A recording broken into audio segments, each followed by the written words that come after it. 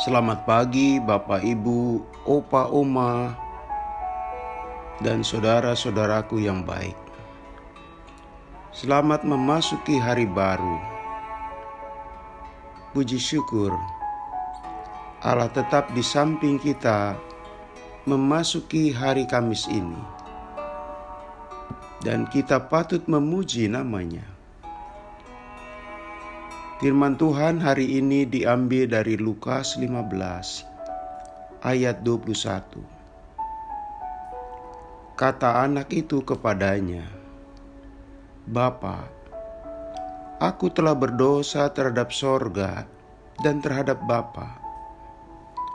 Aku tidak layak lagi disebutkan anak Bapa." Saudaraku, banyak orang, dan mungkin kita termasuk di dalamnya, takut dengan apa yang kita sebut kegagalan. Kita tidak siap jika kita atau anak kita gagal. Entah itu gagal dalam studi, membina rumah tangga, mengelola usaha, mengembangkan karir, dan sebagainya. Bahkan ada yang mengatakan, kalau saya gagal, mau ditaruh di mana muka saya? Ungkapan ini muncul pada saat kegagalan terjadi. Malah ada orang yang merasa dunia seakan-akan runtuh ketika kegagalan hadir dalam hidupnya.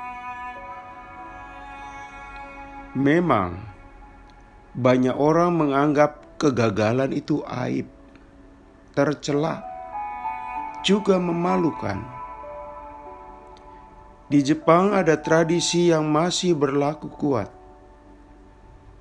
Jika seorang pejabat merasa gagal dalam menjalankan tugas, segera yang bersangkutan mengajukan mundur dari jabatannya. Malah, ada tradisi harakiri, mengakhiri hidup dengan sebilah pisau yang ditusukkan ke tubuh. Sebab yang bersangkutan merasa malu sekali dengan kegagalan yang diperbuatnya. Saudaraku, kegagalan memang dianggap tamparan terhadap harga diri. Bagi seseorang dari budaya tertentu, harga diri itu segala-galanya. Sehingga orang yang gagal itu sama dengan merendahkan martabatnya. Bagaimanakah Allah menanggapi orang yang gagal? Kita melihat adanya ungkapan terbuka dan terus terang si anak hilang dalam kisah Injil di atas. Dia mengaku bahwa dirinya tidak layak. Dia telah sangat berdosa kepada Allah dan manusia.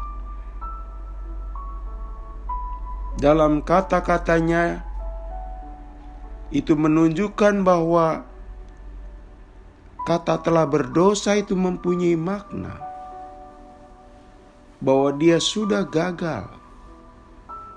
Gagal memenuhi keinginan Allah dan ayahnya. Saudara, dalam hal atau pekerjaan tertentu, kegagalan itu merupakan proses yang tidak bisa dihindari. Konon, ratusan kali Thomas Alva Edison mengalami kegagalan saat menciptakan lampu bohlam. Ciptaannya tidak langsung menjadi produk yang sempurna. Bagaimana Allah melihat orang beriman gagal sebagai orang memenuhi tugas dan panggilannya?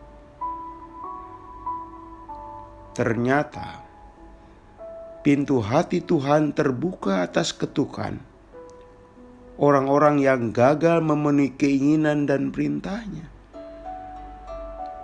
Gagal mengasihi, gagal menjadi murid yang setia, gagal memenuhi janji-janji yang intinya ingin menjadi murid Tuhan yang baik.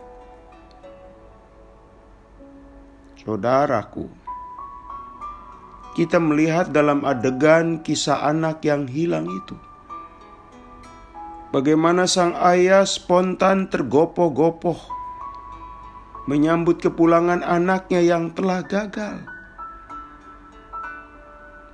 Anak yang telah meminta uang warisan belum waktunya,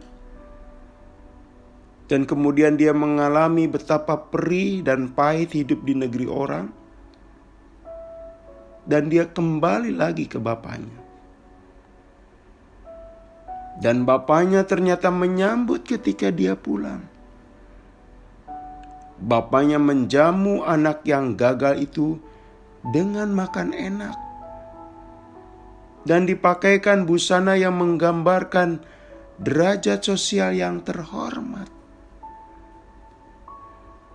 Gambaran itu menunjukkan di mata Allah yang gagal itu disambut. Ya, masih diperlakukan istimewa, manakala sungguh-sungguh mengakui sudah bertobat. Kesediaan menyambut yang gagal menunjukkan keagungan kasih Allah. Pengampunannya tidak dapat diukur oleh sebab saking dalamnya. Bersyukurlah kita, saudaraku. Kerap sekali kita gagal, sedangkan Allah kita terus membuka tangan dan hatinya menyambut kita dengan lebar-lebar. Jadi, Allah kita begitu besar kasih-Nya. Seorang manusia yang gagal berperan seperti yang Tuhan harapkan, namun masih tetap dibukakan pintu pengampunan. Oleh sebab itu, pintu hati kita pun mesti terbuka lebar-lebar untuk mengampuni orang yang minta maaf kepada kita. Kita juga menyambut mereka yang datang kepada kita, mengakui kegagalannya, dan memohon dimaafkan.